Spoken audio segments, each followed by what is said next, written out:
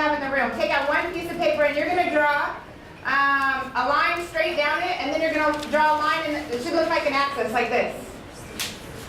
I'd say, all right, at the very top, I want you to write the word formal. If your friend next to you doesn't know what they're doing, help them. Okay?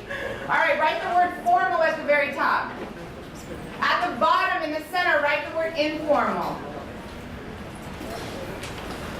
On the left-hand side, write the word dominant.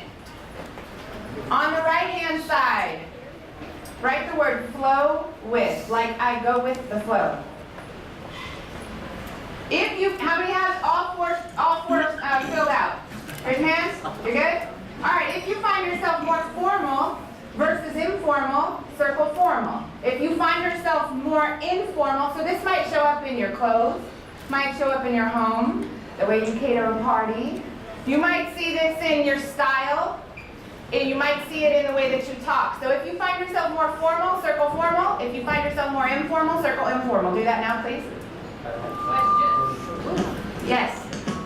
No, honey, you can't be both. No, you can't. Not for this exercise. Pick one. Everything else is called bipolar. Okay? All right, if you find yourself more dominant, the majority of the time, circle dominant. If you find yourself more go with the flow, easy going, circle flow with. Everybody that circled formal, raise your hands. Front row, go figure. Everybody that says you're informal, raise your hands. Back rows. Okay? All right, so everybody that says formal and dominant, raise your hands. Formal and dominant.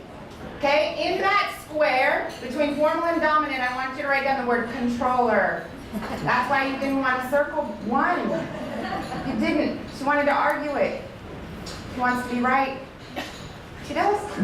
Business at home, it doesn't And business and at home. See, I know. All right, so if you find yourself formal but more go with the flow, raise your hand.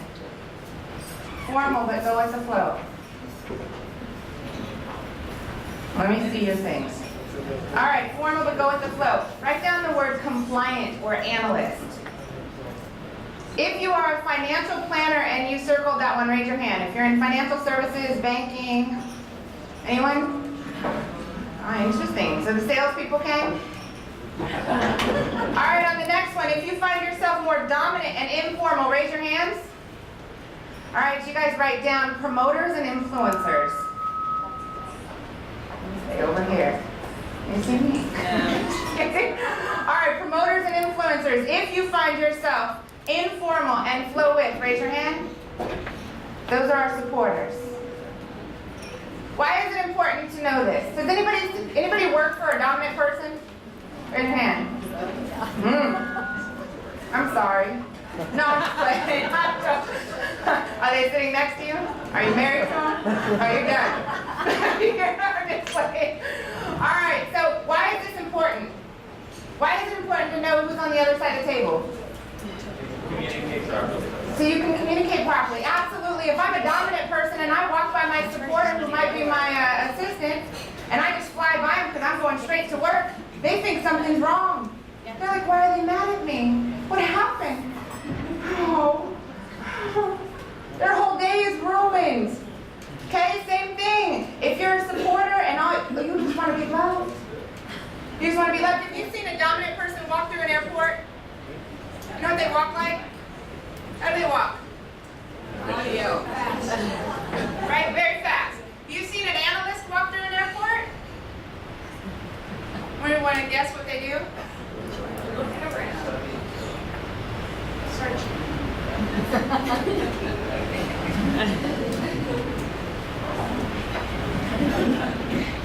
Right? They can't stop looking at that board to make sure they're going to be on time, make sure it's the right gate and everything else.